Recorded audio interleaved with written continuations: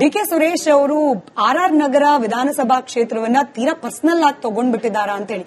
Is it because Munirathna ಅವ್ರಿಗೂ ನಿಮ್ಗೂ equation ಸರಿ ಇಲ್ಲ ಅನ್ನೋ ಕಾರಣಕ್ಕ ಏನು ಅಂತ? ನನಗೆ ಎಲ್ಲಾ ಕ್ಷೇತ್ರನೂ ಒಂದೇ. ನನಗೆ ಅವರು ಸ್ನೇಹಿತರಿದ್ದಾರೆ. ನನ್ನ ಜೊತೆಲಿ ಇದ್ದಷ್ಟು ದಿನ ಕೂಡ ಉತ್ತಮವಾದಂತ ಬಾಂಧವ್ಯವನ್ನ ಇಟ್ಕೊಂಡು ಕೆಲಸ ಮಾಡ್ಕೊಂಡು ಬಂದಿದ್ದೀನಿ. ನೀವು ಯಾವ ದೃಷ್ಟಿನಲ್ಲಿ ಮಾತಾಡ್ತಾ ಇದ್ದೀರೋ ನನಗೆ ಗೊತ್ತಿಲ್ಲ.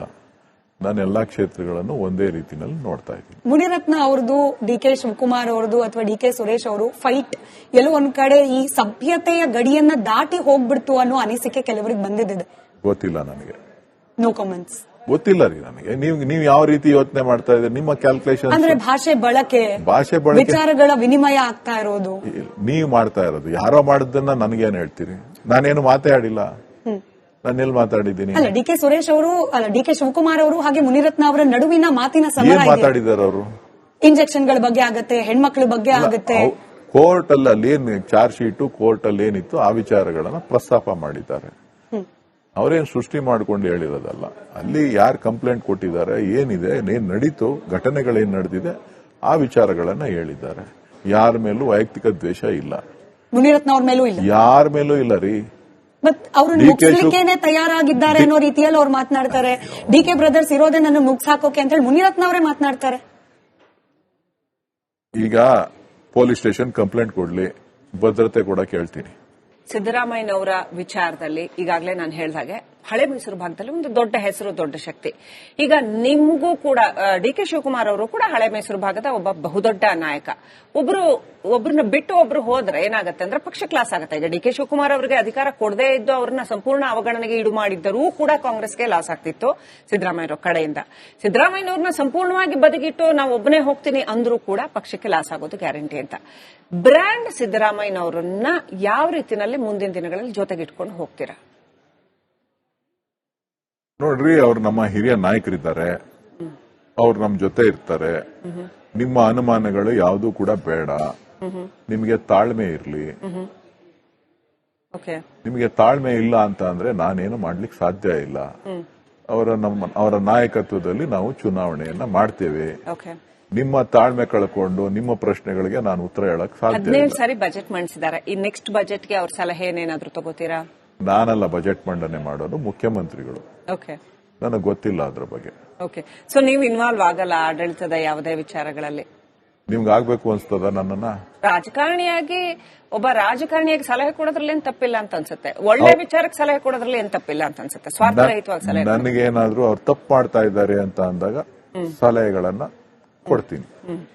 ಜಿಬಿ ಎಲೆಕ್ಷನ್ಸ್ ಬಗ್ಗೆ ಪ್ರಶ್ನೆ ಕೇಳಬೇಕು ಸರ್. ಸಾಕಷ್ಟು ಡಿಲೇ ಆಗ್ತಾ ಇದೆ, ಮಾಡಲೇಬೇಕು ಅನ್ನೋ ಕಂಪಲ್ಷನ್ ಬಂದ್ರೂ ಕೂಡ ಡಿಲೇಗಳಾಗ್ತಾ ಇದೆ.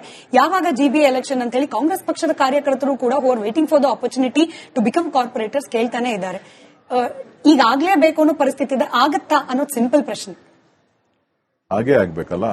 ಸ್ಥಳೀಯ ಸಂಸ್ಥೆಗಳು ಬಾಕಿ ಇದೆ, ಪಂಚಾಯಿತಿ ಎಲೆಕ್ಷನ್ ಬಾಕಿ ಇದೆ, ಜಿಲ್ಲಾ ಪಂಚಾಯಿತಿ, ತಾಲೂಕ್ ಪಂಚಾಯಿತಿ ಎಲೆಕ್ಷನ್ ಬಾಕಿ ಇದೆ, ಪುರಸಭೆ, ಪಟ್ಟಣ ಪಂಚಾಯಿತಿಗಳು ಬಾಕಿ ಇದೆ, ನಗರಸಭೆ ಎಲೆಕ್ಷನ್ ಬಾಕಿ ಇದೆ, ಜಿಬಿಎ ಎಲೆಕ್ಷನ್ ಬಾಕಿ ಇದೆ.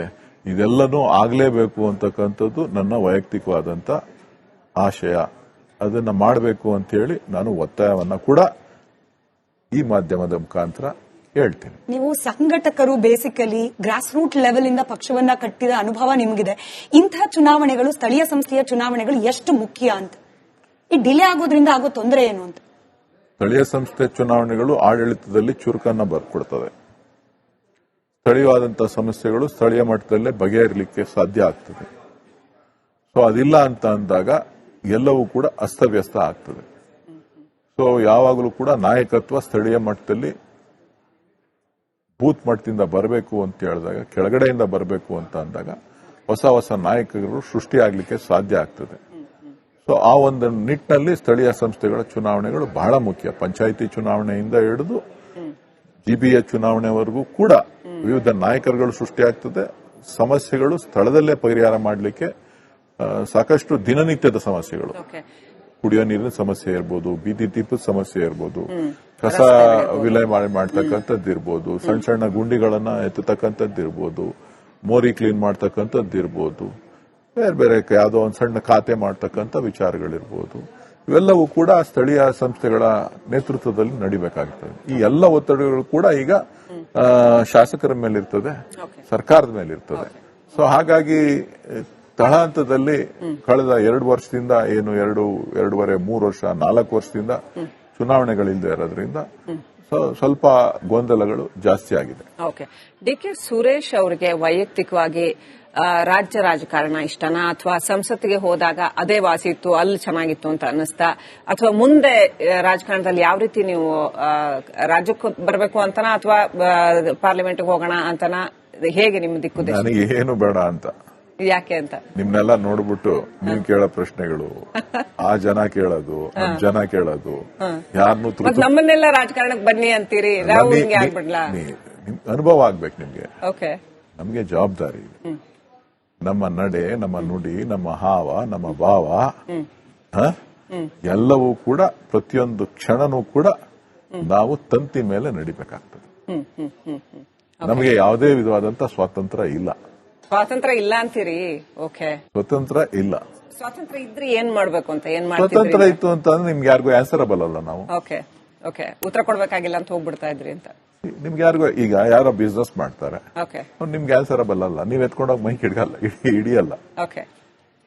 ಸೊ ಆ ಜವಾಬ್ದಾರಿಯಿಂದಲೇ ನಾವು ಕೇಳ್ತಾ ಇರೋದು ಡಿ.ಕೆ. ಸುರೇಶ್ ಅವರು ನೆಕ್ಸ್ಟ್ ಏನು ಅಂತ.